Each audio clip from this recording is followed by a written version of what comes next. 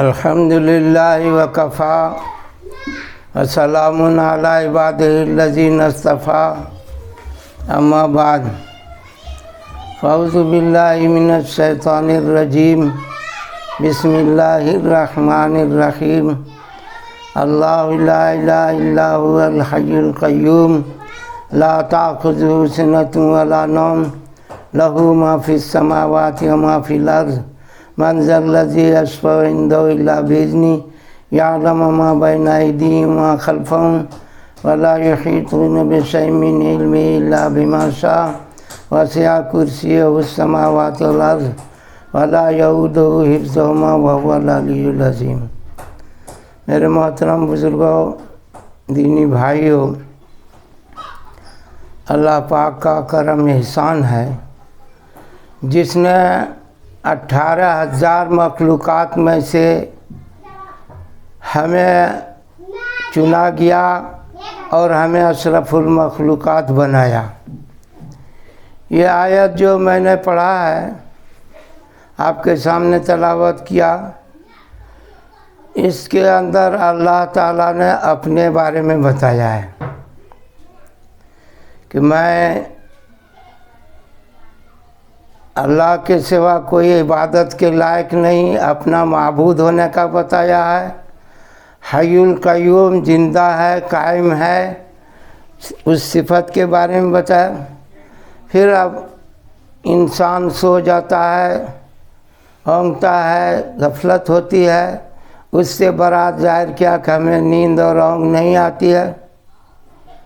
پھر وہ بھی اعلان کیا کہ زمین اور آسمان میں جو کچھ ہے وہ سب بھی ہمارا ہے، اور قیامت کے بارے میں بتایا کہ ایسا کون ہے جو بغیر میری اجازت کے سفارش کر سکتا ہے۔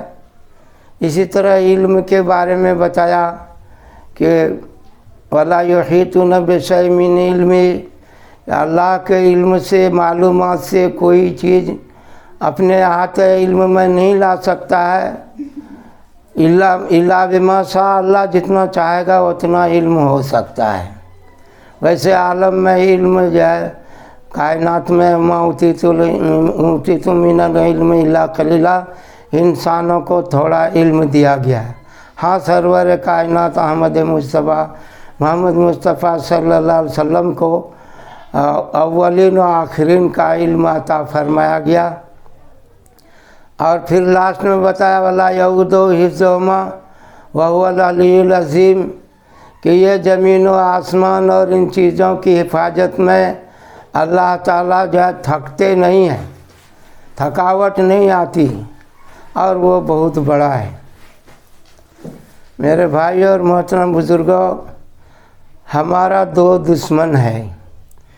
ایک دشمن تو شیطان ہے، جس کے بارے میں بتایا کہ ان الشیطان للانسان عدو مبین، کہ شیطان تمہارا کھلا ہوا دشمن ہے۔ اور پھر اس کے بعد دوسری جگہ بتایا فاتخذوہ عدوا، کہ اس کو تم دشمن بنا لو، یعنی اس کو دشمن سمجھو، یعنی سن کے رہ جاؤ، اس سے بچنے کی فکر کرنی ہے۔ ایک بات تو یہ رہی کہ وہ ہمارا کھلا ہوا دشمن ہے، یہ باہر کا دشمن ہے۔ اور دوسرا دشمن ہمارے اندر میں نفس ہے، جو ہمیں طرح طرح کے برے خیالات میں، غلط راستوں میں ڈالنے کی کوشش کرتا ہے۔ تو یہ 2 دشمن ہیں۔ اللہ تعالیٰ نے حفاظت کا وعدہ کیا ہے کہ یہ زمین اور آسمان کو تو اللہ تعالیٰ نے بنایا ہے، اور اس کی حفاظت بھی اللہ پاک کر رہا ہے۔ آسمان کی حفاظت یہ ہے کہ وہ پھٹنے سے، ٹوٹنے سے، مڑنے سے اللہ تعالیٰ حفاظت کیا ہوا ہے۔ انسان کو بتایا ہے کہ تم جو آسمان کو دیکھو، کہیں پر تمہیں فطور نظر آتا ہے، ہل تری من فطور، کہیں تمہیں فطور اور خرابی نظر آتی ہے، دیکھو، ثم ارجع البصر کرتے ہیں، دوبارہ دیکھو اچھی طرح سے، تو تمہاری نگاہیں تھک جائیں گی، لیکن اس میں کہیں بھی کچھ نظر نہیں آئے گا۔ تو اللہ پاک نے ایک مخلوق نورانی بنایا، نور سے بنایا۔ نورانی مخلوق جو ہے وہ فرشتے ہیں۔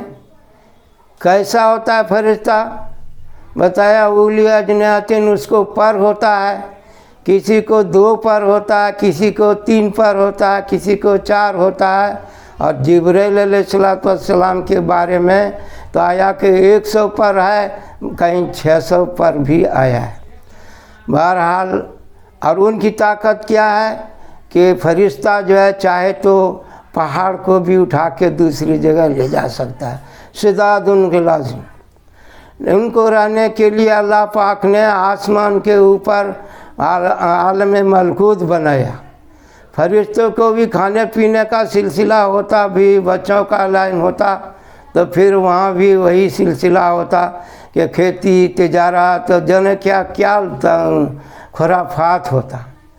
تو اللہ تعالیٰ نے فرشتے کو کھانے پینے سے، آل اولاد سے، جننے سے، بھائی بہنوں سے، ان سارے رشتوں سے اس کو پاک رکھا۔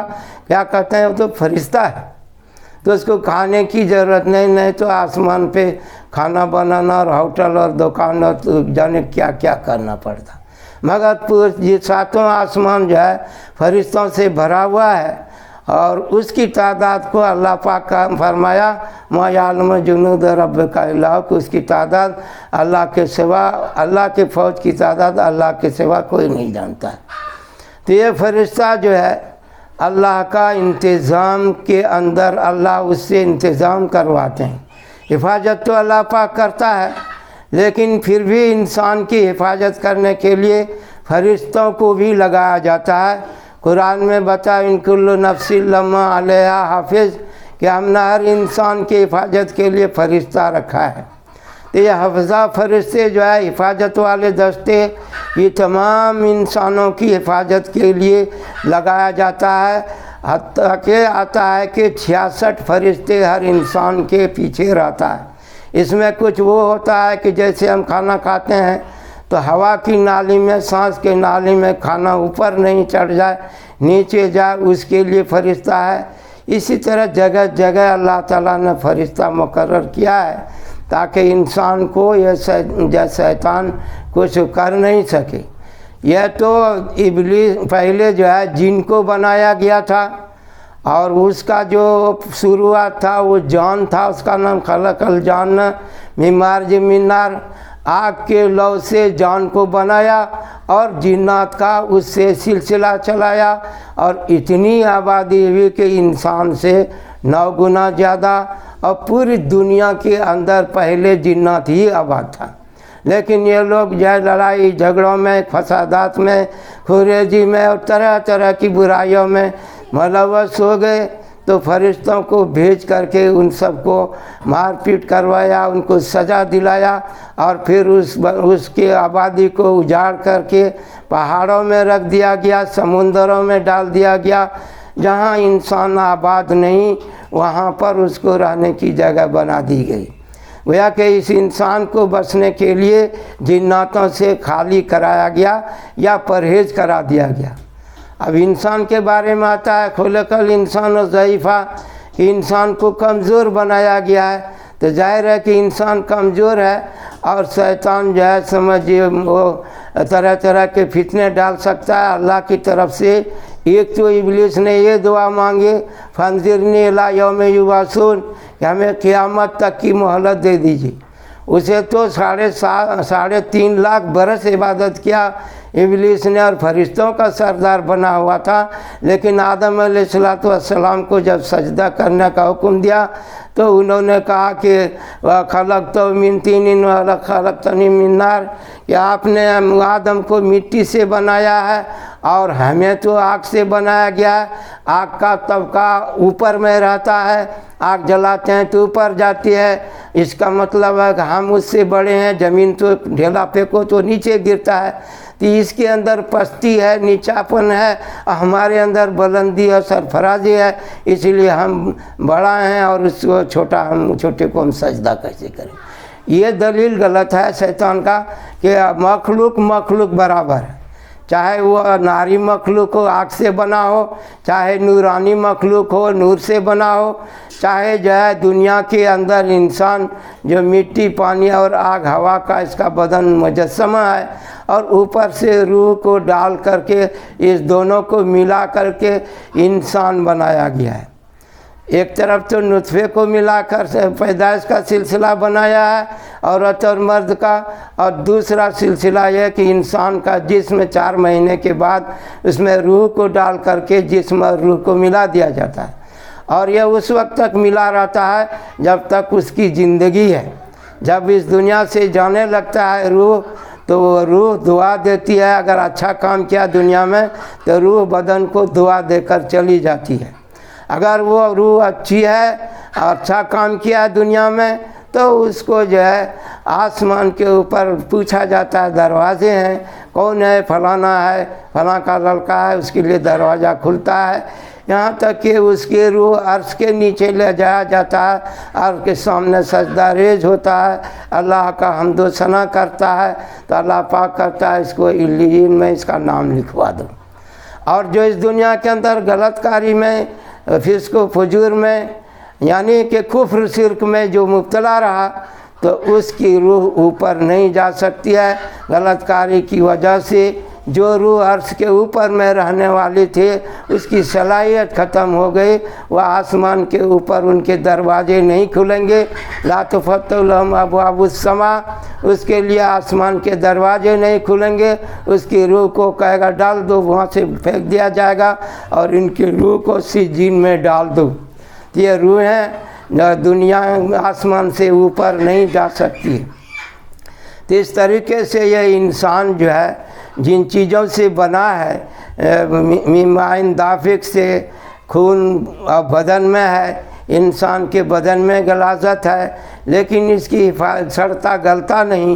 روح نکل جائے تو 3 دن میں انسان سڑ گل جاتا ہے، پیٹ پھول جاتا ہے، ورم ہو جاتا ہے، لیکن اگر جو ہے روح ہے تو یہ 100 برس بھی، 200 برس، 300 برس، 1000 برس رہنے پر بھی بدن سڑتا گلتا نہیں، اللہ اس کی حفاظت روح کے ذریعے کرتا ہے۔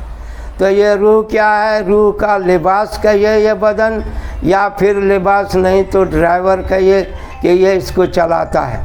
تو اس طریقے سے انسان کا روح جب تک اس سے متصل ہے تو یہ ایک انسان ہے، اور اگر یہ روح الگ ہو گیا تو اس کو حدیث میں آیا انتم خلقتم للابد، کہ تم ہمیشہ ہمیشہ کے لیے بنائے گئے ہو، اس لیے انسان کی روح کو ہمیشہ کے لیے بنایا گیا ہے۔ تو اس روح کو کوئی فنا نہیں کر سکتا ہے، مٹا نہیں سکتا ہے، ختم نہیں کر سکتا ہے۔ روح ابدی چیز ہے، اجل سے آیا ہے اور ابد تک رہے گا۔ انتم خلقتم للابد، ہمیشہ ہمیشہ کے لیے بنایا گیا ہے۔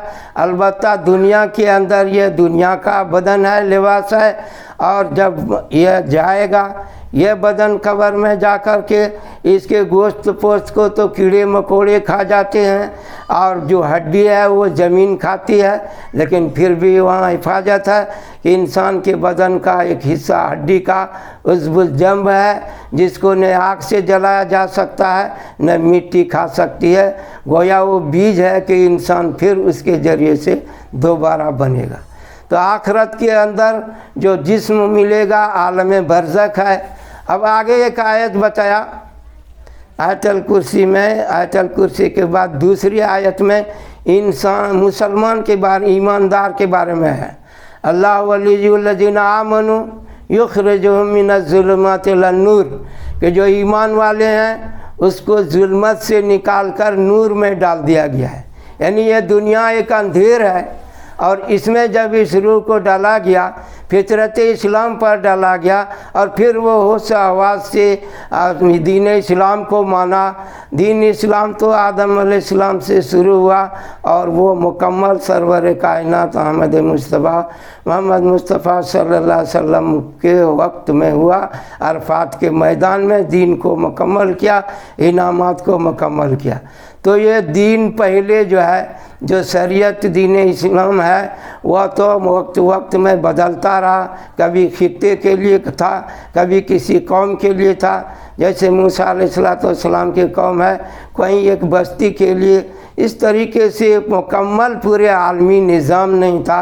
حضور پاک صلی اللہ علیہ وسلم کو پورے کائنات کے لیے رحمت بنایا گیا، اور آپ کو وما ارسلناک الا کافۃ للناس بشیرا و نذیرا، تمام انسانوں کے لیے خوشخبری جنت کا سنانے والا اور جہنم سے عذاب کو ڈرانے والا بنا کر بھیجا گیا۔ تو آپ بشیرا و نذیرا بھی تھے، آپ رحمت للعالمین بھی ہیں۔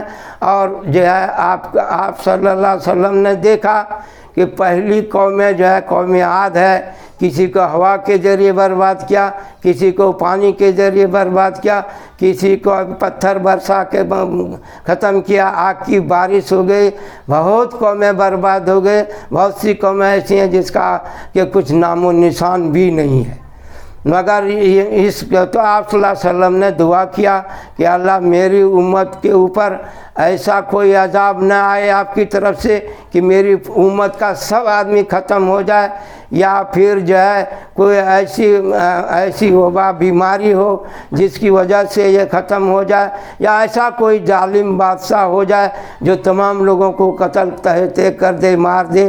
تو اللہ نے اس دعا کو قبول کر لیا ہے، اس لیے یہ مسلمان جو ہے وہ قیامت تک باقی رہے گا، اس کو کوئی کسی طرح سے بھی مکمل ختم نہیں کر سکتا ہے۔ اس کے ہمیشہ کیوں یہ جو مسلمان ہے، یہ جو پوری دنیا ہے، اللہ تعالیٰ تو حفاظت کر رہا ہے، وَلَا يَهُدُّ حِفْظُهُمَا وَهُوَ الْعَلِيُّ الْعَظِيمُ، لیکن اس دنیا کا جو بقا ہے اندرونی اعتبار سے وہ اسلام سے ہے، ایمان سے ہے۔ حتیٰ کہ جب اس دنیا کے اندر ایمان والے نہیں رہیں گے، اسلام کا کوئی اعمال نہیں ہوگا، اور صرف جو ہے صرف اللہ کرنے والا، صرف کلمہ پڑھنے والا بھی رہ جائے گا، تب بھی یہ دنیا باقی رہے گی۔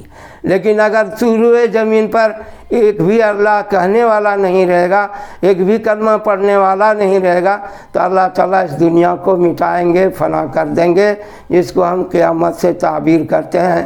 تو اللہ تعالیٰ نے تو انسان کو اس لیے پیدا کیا، کائنات کو اس لیے پیدا کیا کہ فَأَحْبَبْتُ أَنْ أُعْرَفَ، میں تاکہ یہ اس کا میری معرفت اس کو حاصل ہو، اس لیے پیدا کیا۔ جب سارا عالم اس سے انجان ہو جائے گا، اللہ کو نہیں پہچانے گا، تو اس دنیا کا پیدائش اس کا مقصد ہی ختم ہو جائے گا۔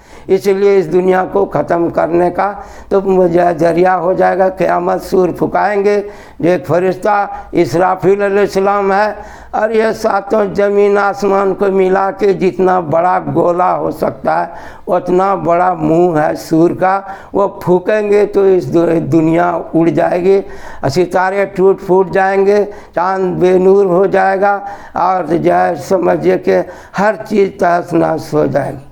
تو اللہ تو چاہے تو قیامت قائم کر سکتا ہے، اپنی قدرت بتایا ہے، وَمَا أَمْرُ السَّاعَةِ إِلَّا كَلَمْحِ الْبَصَرِ أَوْ أَقْرَبُ، کہ ہمیں قیامت قائم کرنے میں اتنا وقت لگے گا جتنا تمہیں پل جھپکاتے ہو، بلکہ اس سے بھی پہلے ہم قیامت قائم کر سکتے ہیں، میری اتنی قدرت ہے۔ لیکن میں اس کو ختم نہیں کر رہا ہوں، میں اس کی حفاظت اس لیے کر رہا ہوں کہ اس میں میرے چاہنے والے، میرا نام لینے والے، مجھے پہچاننے والے لوگ ہیں، اس لیے میں اس کو نہیں ختم کروں گا۔ تو اللہ ایک طرف تو حفاظت کر رہا ہے انسان کے جان کی، انسان کمزور ہے، تو اس کے لیے ان کل نفس لما علیہا حافظ، کہ میں نے ہر انسان کے لیے حفاظت کرنے والا فرشتہ کے ذریعے بھی حفاظت کرتے ہیں۔ بچہ ہے، چھوٹا ہے، نابود ہے، عقل نہیں ہے، وہ بچہ کہاں گر جائے گا، کہاں کیا کر لے گا، ہمیشہ ڈر رہتا ہے اس کے گرنے کا، کچھ نقصان ہو جانے کا، تو اس کے پیچھے خصوصی انتظام حفاظت کرنے والے فرشتوں کا ہوتا ہے۔ اسی طریقے سے جو معذورین ہیں، بوڑھے ہو گئے ہیں، تو وہ بھی کہیں گر سکتا ہے، نقصان ہو سکتا ہے، پریشانیوں میں پڑ سکتا ہے، تو بوڑھے کے لیے خصوصی انتظام حفاظت کا ہوتا ہے۔ غرض کے بچوں اور بوڑھوں کے لیے حفاظت کرنے والے کا ڈیوٹی زیادہ رہتا ہے، حفاظت کرنے والے۔ تو اللہ خود تو قادر ہے، حفاظت کرنے والا ہے، کرتا ہے، اعلان کیا ہے میں حفاظت کرتا ہوں، لیکن دنیا دارالاسباب ہے، اسباب کے ذریعے حفاظت، سب کچھ اسباب سے چل رہا ہے، اس لیے یہاں دنیا میں اسباب بھی چاہیے۔ تو اب جو ہے مان لیجئے انسان کا ایک دشمن تو شیطان ہے، جسے کہا تم دشمن بنا لو۔ وہ آدم علیہ السلام کو سجدہ نہیں کیا، اس نے اکڑ دکھلایا اور کہا کہ ہم سجدہ نہیں کریں گے۔ اللہ نے اس کو لعنت کا طوق پہنایا اور کہا جاؤ تم دنیا میں، لعنت کا طوق ہو گیا، اس کو دنیا میں بھیجنے لگا کہ جاؤ یہاں سے ہٹو۔ تو اس نے کہا فانظرنی الی یوم یبعثون، قیامت تک کی ہم کو زندگی دے دیجیے۔ اس لیے وہ ابلیس، وہ عزازیل جو آدم کو جو ملائکہ بنا ہوا کا سردار بنا ہوا تھا، اس کو قیامت تک موت نہیں آئے گی۔ اس نے چیلنج کیا کہ ہم آپ کی آدم کی اولاد کے پیچھے لگیں گے، اس کو بہکائیں گے۔ تو نہ صرف کہ وہ بہکاتا ہے بلکہ انسان کو نقصان بھی پہنچاتا ہے۔ اس کو اتنا بھی پاور مانگ لیا ہے کہ حدیث میں آیا، حضور صلی اللہ علیہ وسلم نے بتایا کہ ان الشیطان یجری من الانسان مجرى الدم، کہ شیطان جو ہے انسان کے خون میں بھی چل سکتا ہے۔ ظاہر ہے کہ انسان کے بدن کا جو خون ہے وہ پورا بدن ہر جگہ گردش کرتا ہے، اور جس جگہ گردش نہیں کرتا ہے تو ناخن اور بال ہی کر سکتے ہیں۔ تو باقی بدنوں میں وہ ہر جگہ جا سکتا ہے، وہ اتنا پاور بھی لیا، لیکن سارے شیطان نہیں گھستے ہیں۔ جنات کی 3 قسمیں ہیں، ایک صنفٌ یطیر فی الہوا، ایک جنات وہ ہے جو فضاؤں میں رہتا ہے، آگ کا کورا اوپر میں ہے، مرتا ہے تو وہیں پر دفن بھی ہوتا ہے۔ جنات کا قبرستان، اس کا قبرگاہ عالم بالا میں، اوپر میں جہاں آگ کا کورا ہے، آگ کو رکھا گیا ہے، وہاں پر ان کا قبرستان بھی ہے۔ وہ ایک قسم کا جنات تو وہ ہے جو فضاؤں میں رہتا ہے، فضاؤں میں مرتا ہے، فضاؤں میں دفن ہوتا ہے۔ اور دوسرا قسم کا جنات وہ ہے جو بڑے جانوروں کی شکلوں میں ہوتا ہے، جیسے اژدہا ہے، جیسے ہاتھی ہے، جیسے جو ہے گینڈا ہے، اور بڑے بڑے جانور ہیں، اس جانوروں کے روپ میں رہتا ہے۔ دوسرا قسم وہ ہے جو ڈرانے کا کام کرتا ہے۔ تیسرا قسم وہ ہے جو حشرات الارض کے شکل میں ہوتا ہے، جیسے چھپکلی ہے، چوہا ہے، چھوٹے سانپ بچھو ہیں، حشرات الارض ہے، ان شکلوں میں ہوتا ہے۔ اب یہ 3 قسموں میں پھر کتنی قسمیں ہیں، قسم در قسم ہے۔ جیسے انسان ہے کہ انسان تو ایک ہوا کہ انسان، لیکن انسان بھی کامعدن الذهب والفضة، انسان کا وجود مٹی سے ہے، مٹی کہیں لال ہے، مٹی کہیں کالی ہے، مٹی کہیں سفید ہے۔ تو یہ انسان بھی کہیں گورا ہے، کہیں کالا ہے، کہیں جو ہے سمجھے خوبصورت ہے، یہ اس کی مٹی کا اثر ہے۔ اس طریقے سے آپ صلی اللہ علیہ وسلم کو جو بنایا گیا تو مٹی میں تو پتھر بھی آتا ہے، لیکن آپ تو ہیرے جواہرات جیسے قیمتی پتھر ہوتا ہے، تو پتھر تو صرف کہنے کا ہوتا ہے، لیکن آپ ہیرے جواہرات سے بڑھ کر ہیں۔ تو انسان جو چاندی کے جیسے سے بنا گیا تو وہ سونا نہیں بن سکتا ہے، جو سونا سے بنایا گیا ہے تو وہ چاندی نہیں بن سکتا ہے، جو مٹی سے بنا ہوا ہے، اور چاہے چینی مٹی سے مان لیجیے پیالی بناتے ہیں، کوئی سامان بناتے ہیں، بہت اچھا نقش و نگار دیتے ہیں، پر وہ مٹی ہے، اگر گرے گا تو ٹوٹ جائے گا۔ اور اس سے بہتر کوالٹی کا اسٹیل ہے، لوہا ہے، اگر اس سے کوئی چیز بنایا جائے گا تو اس سے زیادہ پائیدار ہوگا۔ تو انسان جیسے کان ہوتا ہے زمین میں، کوئی کوئلہ ہے، کہیں ابرک ہے، کہیں تانبا ہے، تو ایسے ہی یہ اللہ کے خزانوں کے جیسا ہے۔ اس میں بھی وَفَضَّلْنَا عَلَىٰ كَثِيرٍ مِّمَّنْ خَلَقْنَا تَفْضِيلًا۔ تو انسان کو جو ہے اپنے آپ سے برتری نہیں ملی ہے، اللہ نے اعلان کر دیا وَلَقَدْ كَرَّمْنَا بَنِي آدم، کہ ہم آدم کی اولاد کو اکرام کرنے کے لائق بنا دیے ہیں۔ میری جتنی مخلوق ہے وہ صرف آدم علیہ السلام مسجود ملائکہ نہیں، باقی جتنے لوگ بعد میں آئے ان کا بھی سب کے اوپر اکرام ضروری ہے۔ اسی لیے حتی امکان ہر جانور اکرام کرتا ہے، جب سامنے آ جاتا ہے دیکھتا ہے ہم مر جائیں گے تو بھاگنے کی کوشش یا لڑنے کی کوشش کرتا ہے، کاٹنے کی کوشش کرتا ہے۔ اول تو وہ بھی احترام کرتے ہیں۔ یہ احترام اللہ کی طرف سے خوف انسان کا اور مخلوقات کے دل میں ڈال دیا گیا ہے۔ اسی طرح سے خشکی اور تری، چاہے وہ زمین ہو چاہے وہ سمندر ہو، ان سب کے اوپر بھی بڑا بنایا گیا۔ ایسا ہی چاند اور سورج کو مسخرات بامرہ، اللہ کے حکم سے چاند اور سورج انسان کے فائدے کے لیے مسخر ہے۔ یہ نہیں ہے کہ چاند کی روشنی اور سورج کی روشنی استعمال کریں گے تو اس کا کچھ معاوضہ دینا ہوگا۔ یا ہوا، حدیث میں آیا کہ اللہ کے فوجوں میں سے ایک فوج ہوا ہے۔ اب سارے لوگوں کو دیکھو سانس لیتے ہیں، تو اللہ کا فوج ہے جو انسان کو جب اندر جاتا ہے تو سدھار کر کے انسان کو طاقت پہنچاتا ہے، اور جب وہ ہوا باہر نکلتی ہے تو اندر کی کثافت اور گندگیوں کو نکالتا ہے۔ تو یہ سانس جو ہوا ہے، ہوا بھی اللہ کے فوجوں میں سے ایک فوج ہے۔ اور یہ ساری چیزوں کو اللہ نے پانی سے بنایا ہے، پانی سے اس کو باریکی کر کے ہوا بنا دیا گیا ہے، پانی کو جمع کر کے مٹی بنا دیا گیا ہے، پانی ہی سے آگ کو نکالا گیا ہے۔ ہر چیز کا مخرج پانی ہے، اور پانی قدیم ترین مخلوق میں ہے کہ اب عرش، اللہ کا عرش بھی سب چیز بننے سے پہلے کان عرش علی الماء، پانی پر رکھا ہوا تھا۔ اس لیے انسانوں میں پانی کی کمی ہوتی ہے تو اس بدن میں پانی چڑھایا جاتا ہے۔ تو انسان کے اندر جو ہے بیماریوں سے بچانے کے لیے اس کا علاج کے طور پر دنیا کی چیزیں، جڑی بوٹی اس کے لیے دوا کے کام میں ہے۔ اس طرح دنیا کے پھل پھول ہیں، جو غذا ہے، جو پیداوار ہے، اناج ہے، وہ انسان کے غذا کے لیے ہے، لیکن یہ غذائیت زمین سے نہیں ہوتی ہے۔ اگر زمین سے وہ پیدا ہوا رہتا تو ہر کھیت سے منوں جو اناج گھر لے آتے ہیں، اس کا مطلب ہے کہ اتنا من مٹی نیچے ہو جاتا اور وہاں گڈھا ہو جاتا۔ تو اس کے اندر جو ہے اللہ اپنے خزانے سے غذائیت کو اس میں بھرپور کرتا ہے، سورج سے پکاتا ہے، اور جو ہے سمجھے کہ غرض کے انسان کے اناج کو انسان کے پاس کھانے کے لیے آنے تک میں 300 قسم کی تبدیلی ہوتی ہے کہ وہ پہلے پانی بھاپ سمندر سے اٹھایا جاتا ہے، بھاپ بنا ہے، اب بادل بنا ہے، اب پھر اس کے بعد بارش بھی ہے، پھر اس کے بعد رنگ برنگ کے کھانے مان سجا جا اتارتے ہیں اللہ پاک، اور پھر اس کے بعد باغات لگاتے ہیں، کھیتیوں کو لگاتے ہیں۔ تو اللہ نے سب ساری ترکیبیں بتائیں، تو وہ 300 قسم کے تبدیلی کے بعد انسان کے پاس آتا ہے۔ اس لیے کہا ابر و باد و مہو خورشید و فلک در کارن تاتونان بکا پاری و بکا فلک نخوری۔ تو شیطان ہمارا دشمن ہے، اس سے کیسے بچیں گے؟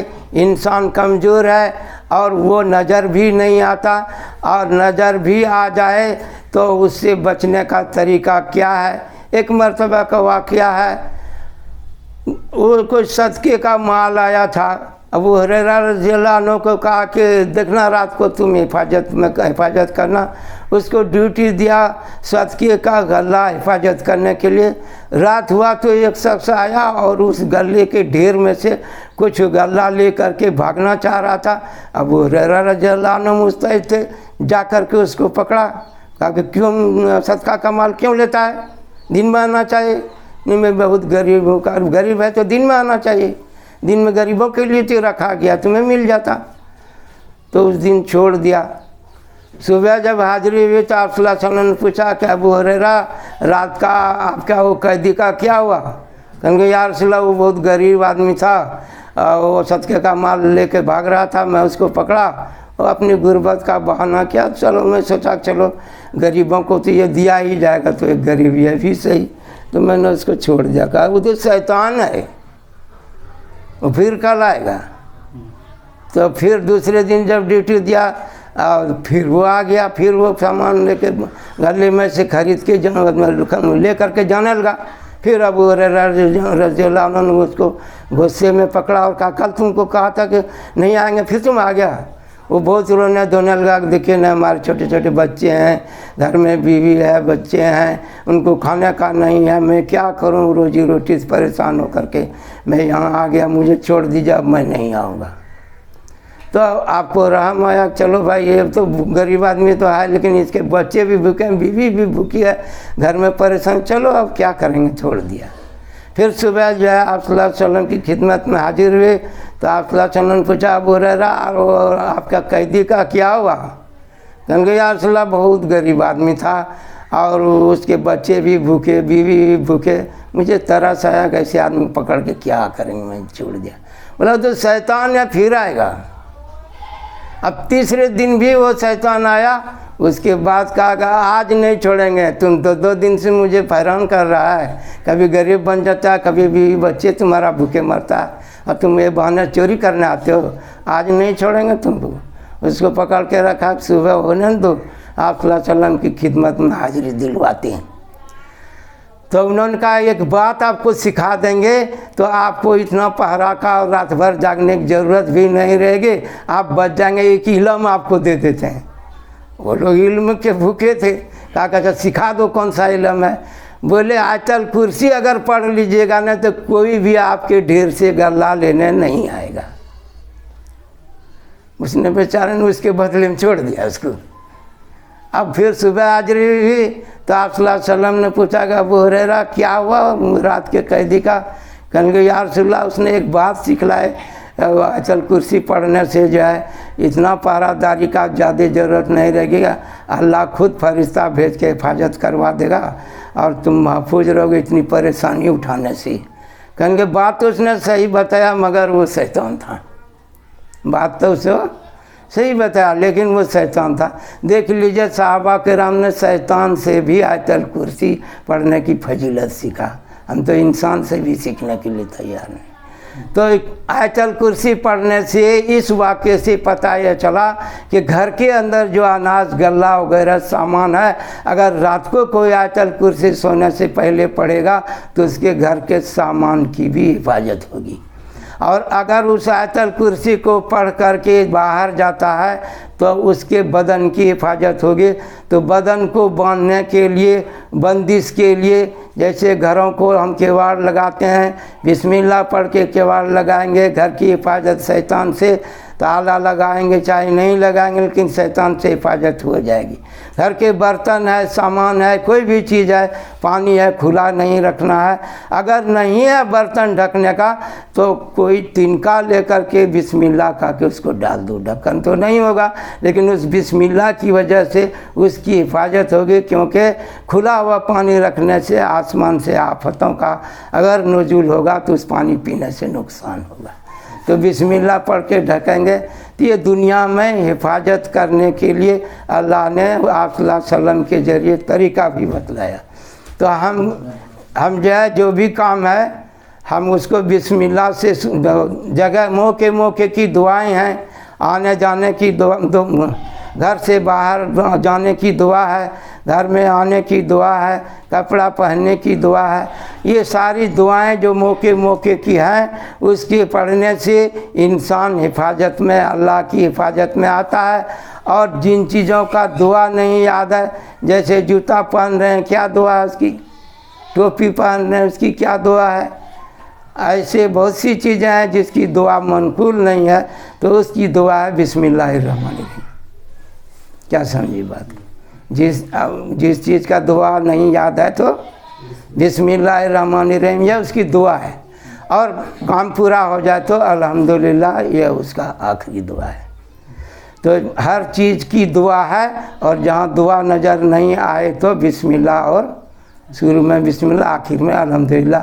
جیسے کچھ چیزیں حلال ہیں، اب ایک چیز کو اللہ تعالیٰ نے 8 قسم کے جانوروں کو بتایا گیا، تو اس طریقے سے جو ہے بھیڑ میں 2 قسم ہے، بکری میں 2 قسم ہے، اونٹ میں 2 قسم ہے، بھینس میں 2 قسم ہے، گائے میں 2 قسم ہے۔ اللہ نے حلال جانور بھی بنایا، حرام جانور کتنا بنایا اس کا کوئی گنتی نہیں بتایا ہے نہیں۔ تو اب اس سے پتہ چلا کہ حلال کو تو بتا دیا اور حرام کو چھوڑا گیا۔ تو ہم اپنی زبان کی حفاظت کریں گے جھوٹ سے، ہم اپنی زبان کی حفاظت کریں گے غیبت سے، ایک آدمی آیا اور اس نے کہا کہ مجھے تو چوری کرنے کی عادت ہے اور جھوٹ بولنے کی بھی عادت ہے اور شراب پینے کی بھی عادت ہے، میں تینوں کو ایک دم نہیں چھوڑ سکتا ہوں، کیسے کیا ہوگا؟ تو آپ صلی اللہ علیہ وسلم نے فرمایا کہ تم جھوٹ بولنا چھوڑ دو۔ جب جھوٹ بولنا چھوڑ دیا تو چوری بھی چھوٹ گئی کہ سچ بولیں گے تو پکڑے جائیں گے، اور شراب میں بھی وہ جو ہے پکڑا گیا۔ تو یہ جو اچھے اعمال ہیں اس سے بھی انسان کی حفاظت ہوتی ہے۔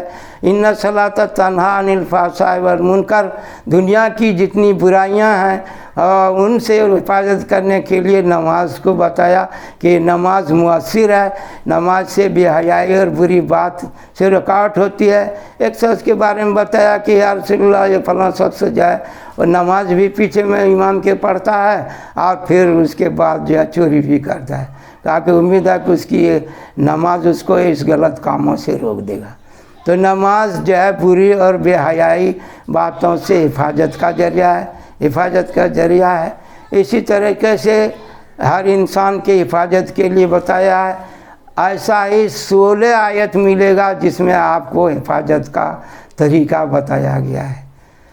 ان کل نفس لما علیہا حافظ ہے، کئی حفیظ ہے۔ ایسے قرآن کی حفاظت کے لیے اللہ نے وعدہ لیا ہے، تو قرآن کی حفاظت اللہ تعالیٰ خود کر رہا ہے، لیکن انسانوں کو جو یاد کر لیتا ہے اسے بھی حافظ کہا جاتا ہے۔ تو یہ حفاظت کے طریقے انسانوں میں یاد ہو، انسان کے عمل میں داخل ہو، اس طریقے سے حفاظت ہوتی ہے۔ تو اللہ تعالیٰ نے ہر چیز کا طریقہ آپ صلی اللہ علیہ وسلم کے ذریعے بتایا گیا۔ ایک سوال ہے کہ مرغی حلال ہے یا چھری حلال ہے، یعنی چھری حلال ہے یا آپ کا کلمہ حلال ہے؟ اب بسم اللہ اللہ اکبر پڑھ کے ذبح کرتے ہیں، یہ پڑھنے کی وجہ سے حلال ہو جاتا ہے یا چھری سے کٹنے سے ہوتا ہے؟ اگر چھری سے کاٹنے سے ہے تو کسی بھی چیز کو ذبح کر دیا جائے حلال ہو جائے گا، یا کلمہ پڑھنے سے ہوتا ہے تو کیا ہے؟ یہ چھری سے حلال ہے، کلمے سے حلال ہے؟ تو اس شخص نے جواب دیا کہ نہ چھری سے حلال ہے نہ کلمے سے حلال ہے، بلکہ محمد الرسول اللہ صلی اللہ علیہ وسلم کے طریقے سے حلال ہے۔ تو دنیا کے اندر ایک جہتی پیدا کرنے کے لیے آپس میں انتصار نہیں ہو، جھگڑے نہیں ہو، کعبہ کو جو ہے وہ ایک سمت بنا دیا گیا، زندہ ہے جو تو بھی اس کے سمت بنایا، انتقال ہو گیا تو بھی اس سمت میں رہے گا۔ تو دنیا کے اندر ایک جہتی پیدا کرنے کے لیے آپس میں اختلاف نہیں ہو، وہ بتایا گیا۔